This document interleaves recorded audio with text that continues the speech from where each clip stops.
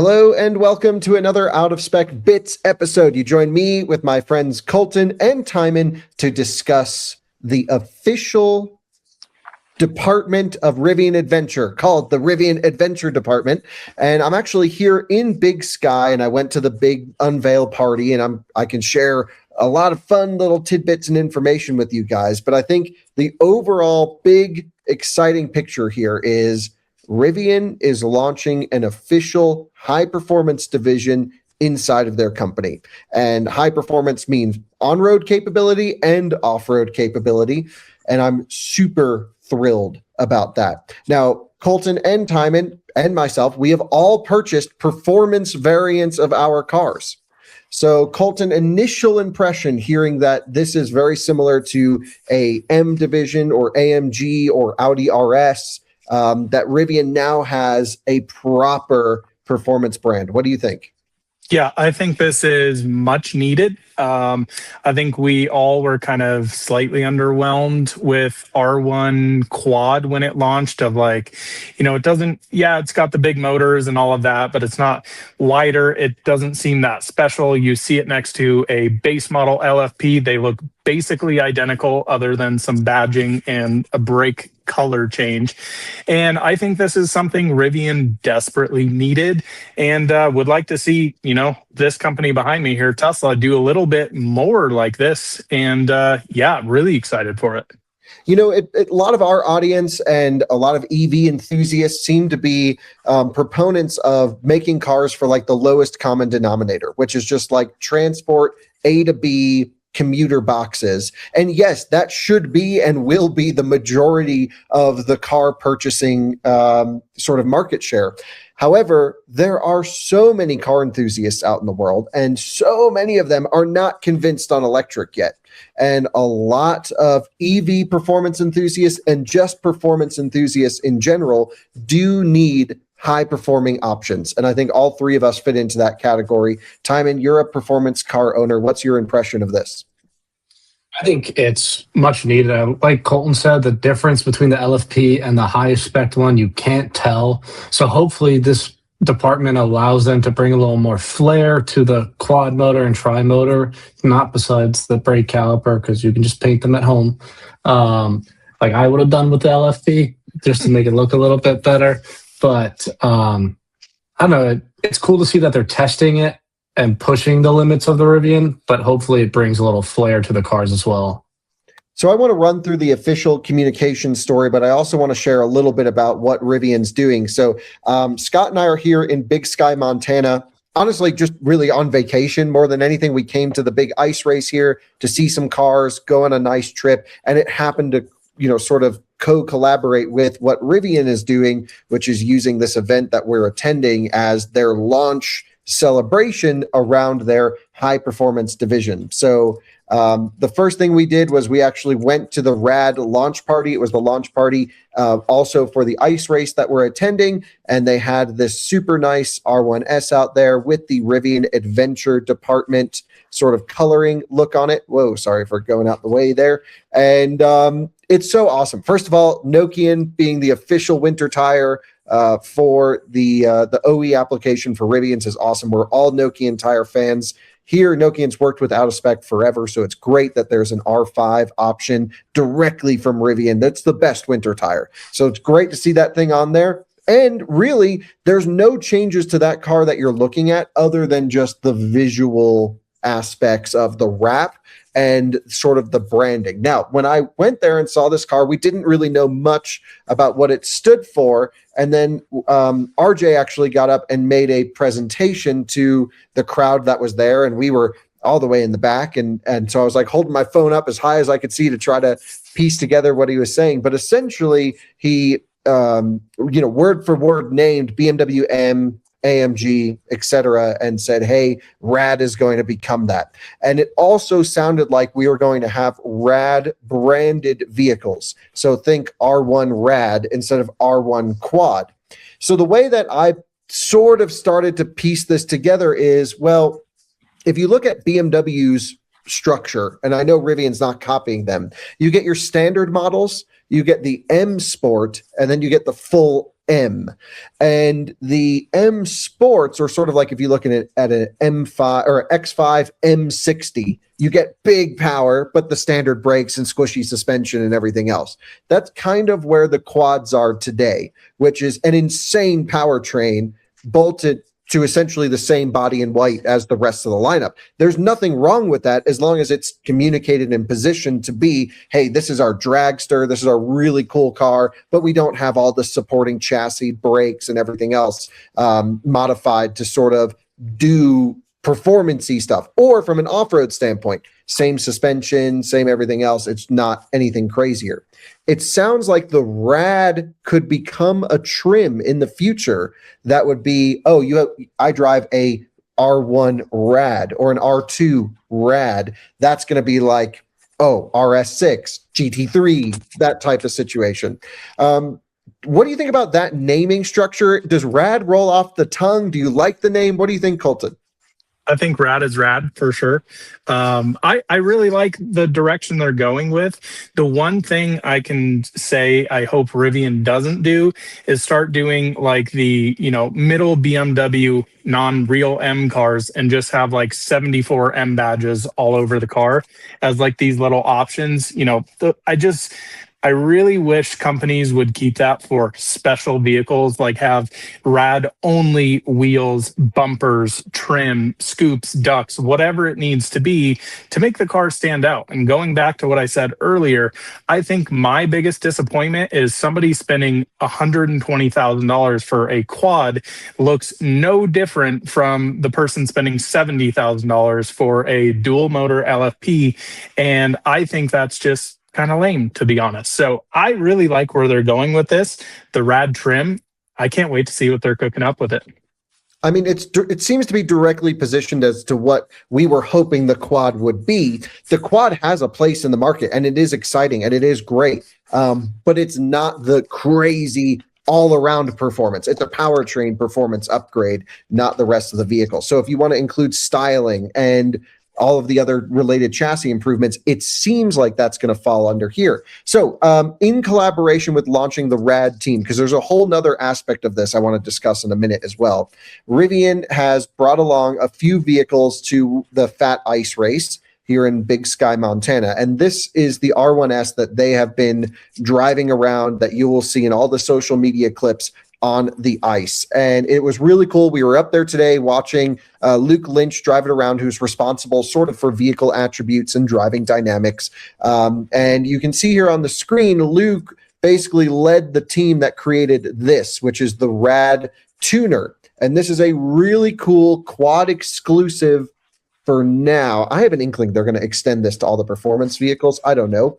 I don't think they should. I mean, I do think they should, but it's the only reason to buy a quad right now, in my opinion, or the main reason is you get to play around with all of the vehicle attributes that matter the most. So suspension damping, powertrain split, brake pedal stiffness. You can actually increase the brake pedal to feel awesome when you lay into it, back stability off, change steering feel, completely independent of other settings. So each individual attribute, you can go 0 to 100, and you can make the car drive terrible with this, which is amazing. You can go like max power, absolute squishy suspension, and it like drives like a wet noodle. It's hilarious. And the fact that they're letting drivers really tune the vehicles to the situation that they're driving in and diving into, this is what can set an electric car apart and a tech-forward car apart from the rest out there. And it doesn't just lump you into a predetermined attribute set that some engineers decided should be considered sporty, because everyone has a different opinion as to. So RAD Tuner is part of this division. Of course, that had already launched previously, but it's great to see them really taking on this customization effect. And especially out here on the ice, I just want to show you guys, they're running these super cool Pirelli studded tires. I saw Brian Gase earlier today, who, is responsible for pretty much everything at Rivian, but mostly special projects is how we know him as. And Brian essentially had Pirelli make these tires for Rivian with special studs in the vehicle. So it's a Pirelli factory studded tire done by like the internal Pirelli stud guy in Italy and then shipped over for this, which is really cool that's like they're going that level. And so I think the RAD overall department is more than just trim levels for vehicles. It's also creating these cool experiences for their owners and for internal communications around racing programs, etc. So if I just shut this off here, here's Luke ripping that same R1S, trying to set a lap time at the end of the day today to compete, to try and, of course, get the R1S on the podium. And I don't actually know what the numbers are, but I heard this morning they were the second fastest around there. So that was great because they're actually sending it, unlike most supercar owners that are afraid of hitting a wall. So that's the whole program here. Now, Tijmen, I want to ask you about this. You're very familiar, of course, with vehicle accessories. You know that there's aftermarket accessories and factory accessories. This is something that could be born out of this Rivian Adventure Department as well. What type of upgrades would you want to see under the RAD brand for Rivian vehicles? I think it's really just going to be dependent on where you want to take your Rivian. Let's say you buy a quad or this R1T RAD and you are street focused. You have the option to do a lightweight carbon fiber wheel option with a 200 treadwear tire, or you switch routes and you have a RAD designed lift kit that gets you an extra 2 inches of clearance with 37s or whatever it might be. And then just some like factory lighting options like a high clearance bumper or just weight reduction kits like a getting rid of the rear seats type of situation. I mean, given it's still an SUV, to where are you really going to be saving that much weight? No, but I think we're going to, hopefully it's going to be easier for Rivian to come out with the aftermarket parts than it is someone else because they have the liability they can take compared to these other companies that take a longer time to process and get these products into the showrooms. But I think it's really just going to be dependent on what direction you want to take the car. And I think that's a good point. So when Rivian designs a vehicle, to go mass market, so think R1, et cetera, they have to handle like a wide spider web of attributes or capabilities. And that means that you're always making a compromise in one area or another. For example, they are extremely capable off-road, but they still need to be capable when you take it to a drag strip or do a lap of a track or do something like that. And there's inherent trade-offs when you start having a vehicle that needs to do everything. When RAD potentially starts selling upgrades, you as the consumer can say, hey, look, I care zero about track performance. I want to go off-road and adventuring. Let's start getting, maybe the links to raise the suspension, or maybe it's a software download, or maybe it's a wheel and tire combo. Or maybe it's skid plates, or maybe it's XYZ, a factory winch would be amazing. And then you can start building up your vehicle with factory approved, crash tested, homologated components that are high quality, probably very expensive. It's very hard and very expensive for automakers to make accessories because they do have to go through a literal crazy amount of testing. But it also means that that's a factory approved part that's going to hold your warranty together, that probably is just going to work really well. And then on the other side, you can go like Tijmen said, I'd love to see a brake upgrade. I'd love to see suspension upgrades. I'd love to see all these other things for track or sporty driving performance. I talked to the RAD team a lot and about the brakes on R1s. They're like, oh, we wish we could put big brakes on this thing. And they had modeled all these internal concepts as to what they were going to do for a brake upgrade on the R1 quad. And they were like, we knew exactly the calipers we were going to use, and we were going to do this disc size and really dial the whole thing up. And ultimately, at the end of the day, they were like, well, they had to, again, engineer for the lowest common denominator. Cost became a factor. The customer use case became a factor. Rivians have incredible stopping performance on the first, second, third brake, but it's that repeated thermal duration with a heavy vehicle that you just can't get around. And the team knows that over there, and that's why they sort of internally developed a big brake kit for the R1 quad. It just wasn't the right vehicle to launch it on. It sounds like maybe if RAD becomes a trim level, that's when we'll see big brakes, wide body, all the other stuff that we want. Dig into this findings here. The RAD team kind of has always been a team inside of Rivian.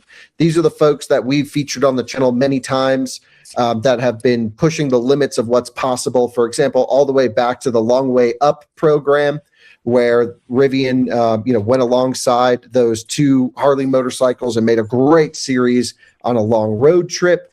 That sort of spirit going in the Rebel Rally, many other things, climbing Pikes Peak with Gardner's truck. Those types of programs were like, hey, we want to do cool stuff internally. And now they have an actual department that they can fund, that can be a real pillar of the business, that I think embodies the spirit of what Rivian should be, which is cool development products and cool people doing cool stuff, and then ultimately making good products for the end customer at the end of the day. So Coleton, what's your impression of all of this? I know you've heard about a lot of the things that Rivian has done over the years, from Pikes Peak and Rebel, like we mentioned. If you were Rivian, what would you be doing if you had a budget for the RAD team? What are like your top lists of your first go-tos? Yeah, and I think you nailed the point on the head there earlier, talking about cash. And Rivian, I don't want to get into the full financials, but also, like you said, they have to have a widespread breadth for everybody. Now, I think this car sitting right behind me here, Tesla Model 3 Performance, they finally did a good update to this car, that this car is now unique and different from the base model.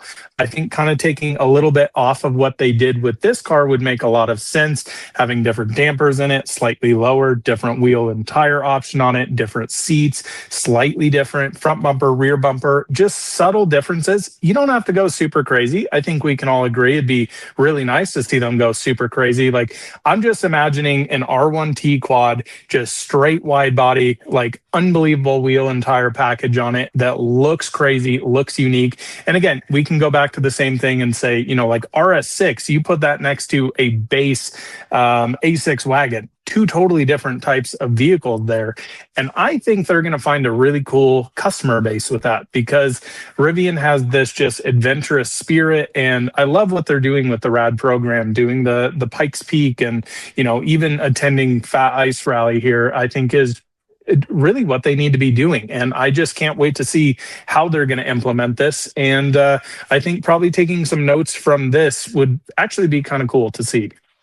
Every brand has a product mix where the sort of pedestrian, if you will, the basic versions sell 10 to 1, 20 to 1, 50 to 1 of the high performance variants. And that is representative of most general consumers' interests. Most people buying cars want a safe, reliable, comfortable A to B product. The ones that excite the car enthusiasts and folks, honestly, who consume a lot of car media, and the folks who produce car media, because we're all into cars. We want the craziest, the coolest, the baddest ass stuff. And it sounds like Rivian's really listened, and they're like, yeah, we want to do cool stuff too. So let's actually do it. And that's what's happening now. I think it's mature for a company to have a halo product line, a product line that can push the limits of the body and white of the vehicle, the powertrain of the vehicle, to all the way up to dial it to 11. And that just makes them super cool, super desirable, and really fun. So really, at the end of the day, I guess it comes down to R1, will they get a RAD version? R2 maybe, but what about R3? Now, a lot of enthusiasts are excited about R3X. Is it going to be called R3X anymore? Or is it going to be the R3 RAD? What do you think, Tijmen? Yeah, I think they'll probably keep the X because it's got so much hype behind it, but then just add the RAD to the end of the name. Or they'll make it even spicier, make it even cooler, to where like the X is the rally version, and then the RAD is the all, you can do everything and still do the rally stuff, just to make it another trim higher. But looking at this photo, I really wouldn't personally launch a tuning company of part of your company with wheel covers. They look cool, but totally agree. If you want to talk about thermal performance of braking packages, that's not going to help at all. You know what's funny on the brake topic, really quick? I was pretty hard on Rivian on keeping the stock brakes. I don't think I've ever seen a customer complain about the brakes on an R1 quad, which tells me no one's really using them for how I would envision someone to use a high performance car. But I will tell you this. We have a couple quads coming to the office, to the track over the next month or so. And Rivian was super like asking us, okay, are you going to give the brakes proper cool down time? What's the thermal endurance that you're planning on doing? They're like, these are not performance brakes. I'm like, I know, don't worry. So I get the customers don't care. I care. Rivian cares. And I wish they would have deployed that big brake kit that they developed for the quad. Regardless of that, they have incredible software that lets you fine tune the way the vehicle drives with RAD Tuner. I think it's a cool educational component for drivers as well to experiment and learn and try new things. There's potential high performance variants of their already very high performance vehicles coming on the market. And there's a potential for a sort of after sales accessory department or even software upgrades that could really, I would say bolster their business with a 5%, 10%, push, which could make a really big difference for them. This is what the Rivian enthusiasts want. This is what I really want. And I couldn't be more thrilled to be here and meet with the team and talk to them about this. And talking to everyone at Rivian that's here, and they have a bunch of people here. They are all so excited for RAD. They're like, this is the fun stuff. This is why we work in the car industry. This is what enables cool adventures. And now there's an official department to go do that cool stuff. So I'm sure there's going to be a lot of internal rallying to get on the RAD team. That's probably the really coveted jobs inside of Rivian that you can work hard to get. And they really do have some very talented engineers and drivers on their team. So Tijmen, why don't you finish up with your final thoughts, then we'll hit Coleton. I think it's a great addition to Rivian itself, especially if they launch into this idea to where they are offering parts for their vehicles to do different types of aspects in life, whether it's off-roading, it's camping, or racing. But the cool part also is they're actually testing their cars. They're doing the 910s testing, the 1010s testing in the sand dunes, Pikes Peak. That stuff isn't easy for these cars. And it really shows that they care and are interested in pushing the limits like they're saying right here. So it's cool to see where they're going, and hopefully it branches out to make cooler cars in the future for them.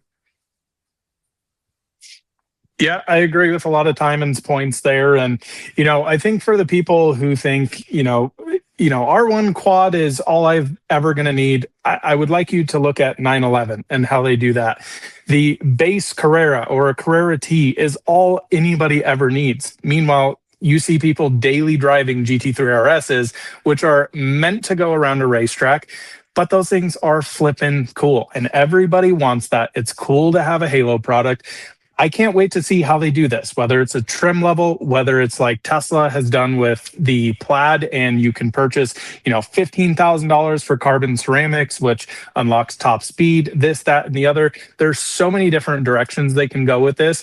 I think this fits into Rivian's kind of ethos as a brand and a company of having fun, enjoying your vehicles, using your vehicles. And I'm glad they're doing this instead of worrying everything about just the Whole Foods parking lot maneuvering and all of that fun stuff. Yeah, totally agree. Like, it's great to see an EV company that is working on building comfortable, safe A to B cars, like we keep saying, but also building cars for us. And I just think this is so awesome. Rivian already builds some of the most fun to drive products on the planet, and actually my preferred single vehicle solution. The R1T, to me, nothing can top it as a daily driver and as a one car solution. Now it just sounds like they're going to get even better. So big shout out to Rivian for doing cool stuff. This is what I've been wanting in the car industry for so long. Shout out to Coleton and Tijmen for joining, and thanks to you guys for watching at home. So we'll see you all on another one again soon. Bye-bye.